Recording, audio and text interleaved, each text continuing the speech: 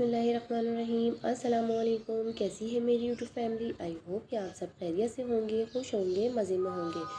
तो आज मैं आप सबके लिए बहुत ही विंटर स्पेशल रेसिपी लेकर आई हूँ, जो कि है फ़िश कड़ी। और हम ये घर के मसालों से बनाएंगे और इंतहाई आसान तरीके से बनाएंगे। तो वीडियो को आप बिल्कुल स्किप मत कीजिएगा, एंड तक देखिएगा। कोई भी पार्ट मिस ना हो जाए आपसे, तो आप ज़रूर देखिएगा। तो वीडियो स्टार्ट करते हैं। यहाँ मैंने आप हाफ़ के जी फ़िश ले ली है और इसको मैंने पानी से अच्छी तरह से वॉश करके ना, अब मैं इसकी जो स्मेल निकालते हैं उसका तरीका मैं बताती हूँ। तो स्मेल निकालने के लिए 1 टीस्पून नमक लिया है मैंने और 1 टेबलस्पून अदरक लहसुन का पेस्ट लिया है। इससे क्या होगा, जो भी मछली की स्मेल होती है ना, वो सब रिमूव हो जाती है। और अदरक लहसुन और नमक को हम एक एक पीस के ऊपर अच्छी तरह से मल देंगे, ताकि जो इसके पानी, अदरक लहसुन का जो पानी है, उससे इसकी स्मेल बिल्कुल रिमूव हो जाए। और इसको मैं 20 मिनट के लिए कवर करके रख दूँगी साइड पर।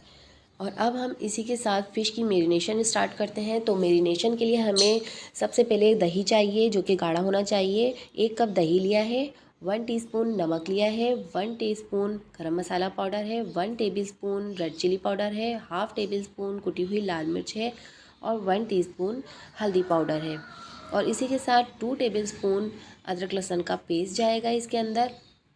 इससे बहुत ही अच्छा सा फ्लेवर बनके तैयार होगा। और ये सारे मसालों को अब हम अच्छी तरह से मिक्स कर लेंगे। इसकी मिक्सिंग हमें बहुत ज़रूरी है।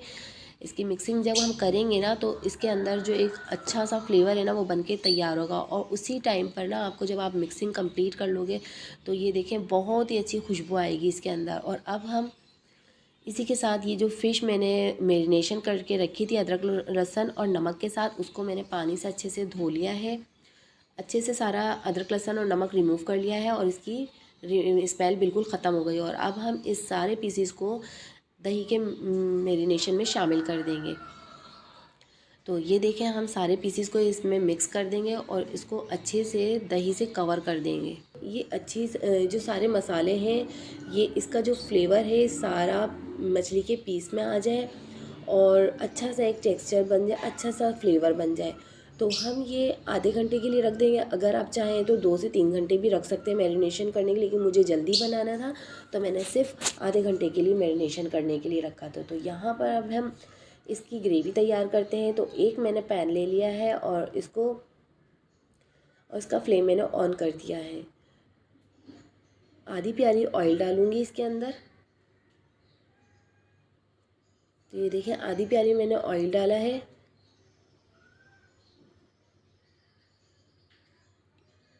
और अब हम इसके अंदर भगार करेंगे मेथी दाने का और राई दाने का। तो 1 टीस्पून मेथी दाना है और 1 टीस्पून राई दाना है। अब हम इसको इतना पकाएंगे कि इसका कलर चेंज हो जाए और इसकी जो खुशबू है और इसका जो फ्लेवर है वो ऑयल में आ जाए।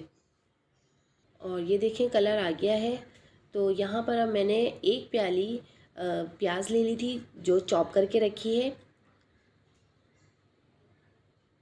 बारीक बारीक चॉप कर लिया था मैंने इसको। और अब हम इसको इतना पकाएंगे कि इसका जो कलर है वो चेंज हो जाए। ये देखें, लाइट पिंक कलर की हो गई है हमारी प्याज। हमें ब्राउन नहीं करना, हमें सिर्फ लाइट पिंक करना है। और अब मैंने कड़ी लीव्स डाल दी हैं। ये 10 से 15 अदद हैं और ये मेरे पास ड्राई कड़ी लीव्स थे। अगर आपके पास ताज़े हों तो आप ताज़े डाल दीजिएगा। ये मैंने पहले से ही सुखा के रख लिए थे। तो इसकी बहुत ही अच्छी खुशबू आती है प्याज ऑयल के अंदर और भगार के अंदर। आप जब भी डालें ना, आप किसी भी सालन में डाल सकते हैं। आप इसको कड़ी पत्तों को सुखा के रख लें, किसी भी सालन में आप डाल सकते हैं। तो मेरे पास अभी यही अवेलेबल था तो मैंने यही डाल दिया। और इसी के साथ अब मैंने 1 कप टमाटर का पेस्ट शामिल किया है इसके अंदर। और अब मैं इसको 5 से 10 मिनट इसको पकाऊंगी मीडियम टू लो फ्लेम पर। और लिड लगा के पकाऊंगी ताकि इसकी छींटें जो उड़ती हैं ना, वो ना उड़ें। तो यहाँ पर जो है, हमारे टमाटर का पेस्ट भी बिल्कुल रेडी हो चुका है और टमाटर का पानी बिल्कुल खुश्क हो गया है। ऑयल जो है वो सेपरेट हो चुका है। ये देखिए, यहाँ देख सकते हैं आप, ऑयल सेपरेट हो गया है। अब मैं जो फ़िश मैरिनेट करके रखी थी, अब हम उसको सारी इसमें ऐड कर देंगे। सारा दही का जो ये पानी है, सारा हम इसमें ऐड कर देंगे। और फ़िश ने भी पानी रिलीज़ किया है दही के अंदर, तो आपको इसीलिए ज़्यादा लग रहा होगा। और अब हम इसको मीडियम टू हाई फ्लेम पर थोड़ा पकाएंगे, ताकि जो दही का पानी है वो खुश्क हो जाए। 2 से 3 मिनट हमें मीडियम टू हाई फ्लेम पर पकाना है। और अब ये देखें, मैं 10 मिनट के लिए एक साइड से पकाऊंगी, कवर करके रखूँ, और 10 मिनट के लिए दूसरी साइड से हम कवर करके पकाएंगे। तो यहाँ पर अब मैं लिड लगा दूँगी। 10 मिनट बाद हम देखेंगे तो हमारा फ़िश एक साइड से पक चुकी होगी।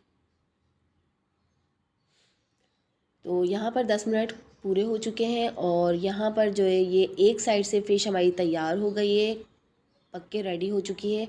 और अब हम दूसरी साइड टर्न कर देंगे। अब हम दूसरी साइड से पकाएंगे इसको 10 मिनट तक, और मीडियम टू लो फ्लेम पर हमें पकाना है, हाई फ्लेम पर नहीं पकाना, वरना फ़िश जो है वो नीचे लग जाएगी। और 10 मिनट कंप्लीट हो चुके हैं और ये देखें कितनी प्यारी खुशबू आई है और बहुत ही अच्छा सालन बनके तैयार हुआ है। तो ये देखें बहुत ही अच्छी खुशबुएं उड़ रही हैं और आप जब ये खाएंगे ना तो खाते रह जाएंगे। बहुत मज़े का फ्लेवर आया था। आप इस तरीके से मेरे स्टाइल में फ़िश बनाएंगे ना तो आप खाते रह जाएंगे। तो अगर आप मेरे चैनल पे न्यू हैं तो प्लीज़ मेरे चैनल को लाइक करें, सब्सक्राइब करें, ज़्यादा से ज़्यादा अपने फैमिली फ्रेंड्स में शेयर करें और बेल आइकन को प्रेस करना मत भूलें, जिससे कि मेरी हर नई आने वाली वीडियो का नोटिफिकेशन सबसे पहले आपको मिलेगा।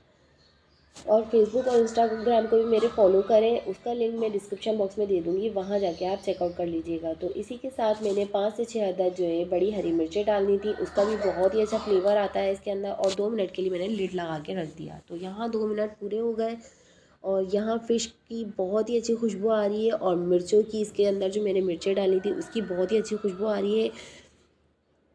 और अब हम इसको धनिया से गार्निश करेंगे। बहुत अच्छी खुशबुएँ उठ रही हैं किचन में।